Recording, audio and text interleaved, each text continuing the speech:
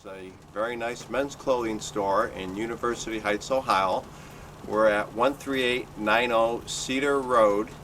Our phone number is 216-371-5556, and that is located on the corner of Cedar and Warrensville Road. Today what I'd like to do is to show you the proper way to take care of a sweater. A lot of people are under the understanding that it's okay to put your sweater on a hanger and then go ahead and hang it in your closet. And what you don't want to do is create bubbles in the shoulder line of the sweater. And as you can see, the sweater is on a hanger, and you can see how it leaves marks in the shoulder.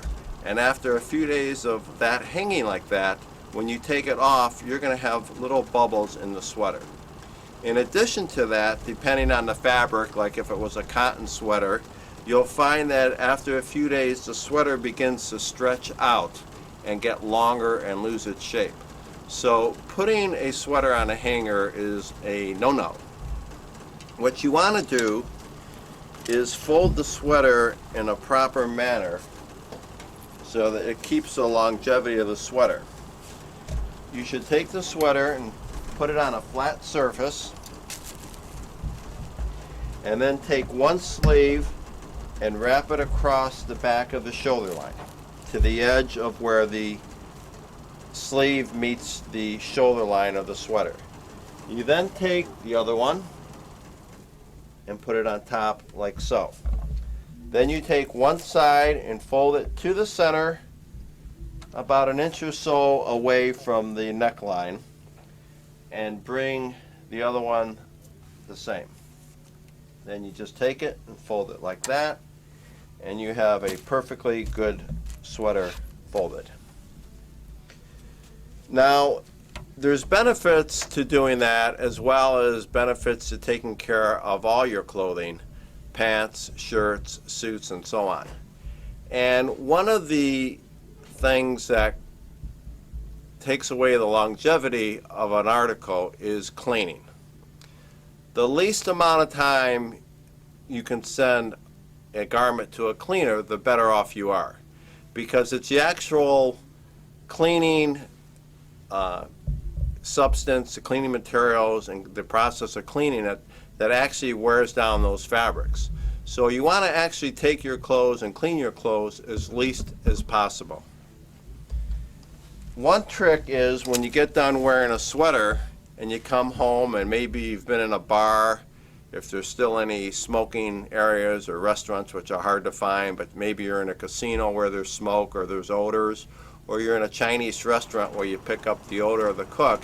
When you come home, you notice that your garments have an odor to it. Well, your first response might be to take it to a cleaner.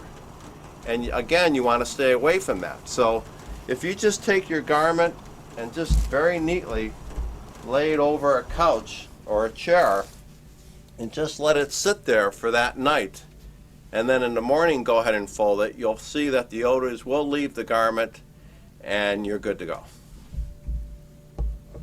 Good. Stumbled a couple times, but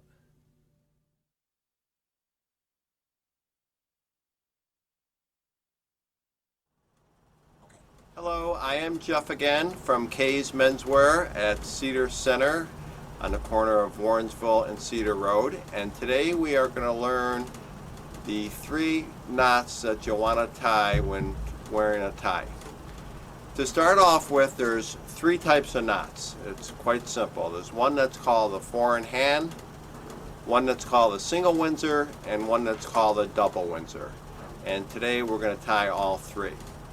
To start off with though, when any of the 3 ties are finished, if you find that when they're done and your tie is too long, that means that when you put the tie around your neck to start off the tying process, you had that tie too long on the wide part.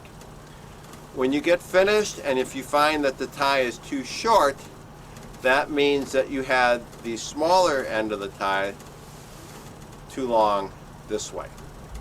So to start off with, we're going to do the 4-in-hand knot, and you want to start by having the small end about halfway in your chest. You'll then take the front end of the tie, wrap it around the back end, put your thumb underneath, wrap that tie all the way around, underneath from behind, and drop it through the loop.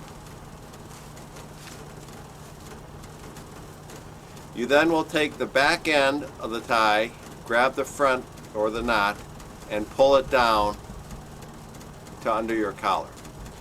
Right before you get done to tying that knot and making it tight, if you want a dimple, you'll then pinch your fingers in the center as you tighten that knot, and it'll create a dimple. And then you just pull it up, and you have yourself what's called a four-in-hand knot. Now, as you notice, the way I tied this came a little too short. It's not bad, but I could either tighten the knot and pull it down, or again, I need to start over by having the front end a little bit lower. The second knot, and while we're at it, you never want to pull a tie apart by just grabbing it and pulling it. You want to loosen the knot just as if you were making it, and pull it like that, because ties are made of silk or ties are made of poly, and when a tie is made, it's made what they call on a bias or an angle, and when you are pulling that tie apart, when it's too tight, you're going to change the bias and ruin the silk of the tie or the poly of the tie. The second knot is going to be the single Windsor, and you're going to want to start with this being a little bit lower because it's going to take up more of the tie. Same position as before. When you go around the one side, you're going to drop it in before you go around the front. One time, thus being a single Windsor. And then you'll go and wrap it all the way around, underneath, and drop it through the loop. You pull the back,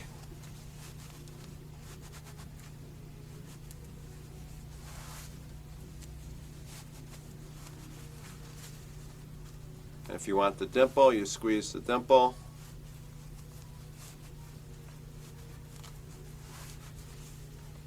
And then you have your single Windsor, and if you notice, it's a little squarer than what that four-in-hand knot was. Again, loosen the knot, pulling out the large end, and then separating it.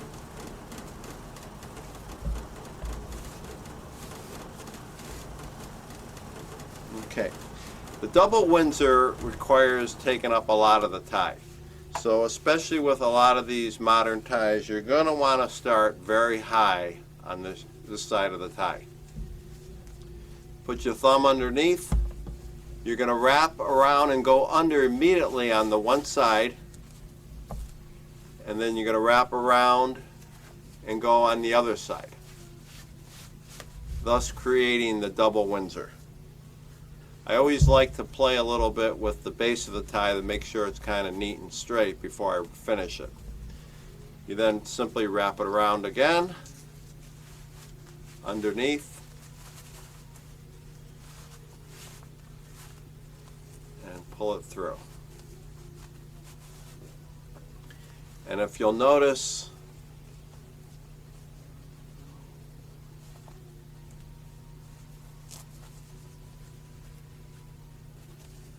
I lost the smaller end.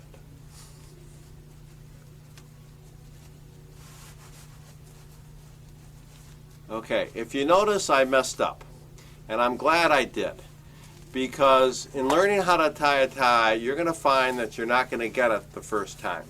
And here's somebody that's been tying a tie for 40 years, and I don't always get it the first time.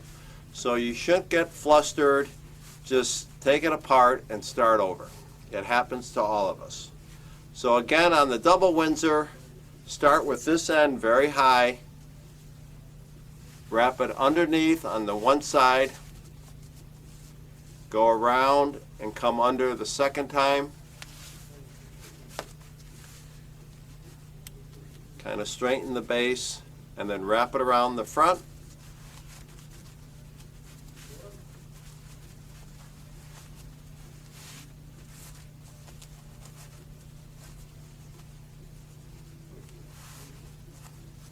And there you have what's called the double Windsor. Put the pinch if you like. And if you notice, it ties a much wider knot. And these knots are the ones that you're seeing the men wear with the new spread collars or the new rounded collars. Now you notice that this is a little bit too short on me. It's acceptable if you're wearing a vested suit because nobody sees that, okay? But if I was just wearing a shirt and tie like I am, that would be too short for you. So what you need to do is have that, once again,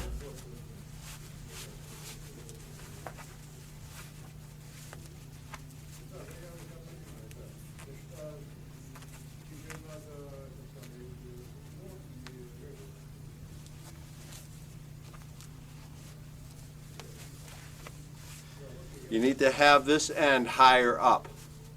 Now I have a feeling because this tie is a little bit wider, it's not going to give me the length that I would like, so therefore for this tie I would strictly use the single Windsor, which again would be once around here,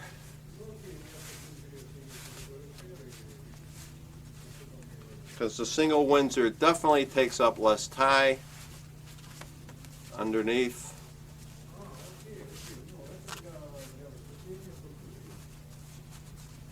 And then as you can see, I have more length with still getting a little bit fuller tie. And there you have the proper length. Now, you hear the word wide knot in ties today. And there is a difference between a wide knot tie and just a regular tie. And the difference is on the, as the tie is made, as it goes up the tie, it stays wider at this point, and that's the point where you're tying the tie, thus giving it a wider knot when you tie a single Windsor or a double Windsor, and you'll be able to have the longer length. And that is the 3 ways of tying a tie. Once again, a 4-in-hand, single Windsor, and a double Windsor. And thank you for listening. And remember, we are Kay's Menswear, located in University Heights on Cedar and Warrensville Center. We're a nice boutique where we carry fashion men's clothing. We have suits, we carry sport coats, we carry top coats, shirts, ties, outerwear, and we carry them in small selections, which is going to guarantee you that when you purchase something here, you're not going to see yourself 6, 7, 8 times when you go to a party wearing the same outfit. We try and carry very unique things for our customers. And thank you again. That's good. Okay. Beautiful.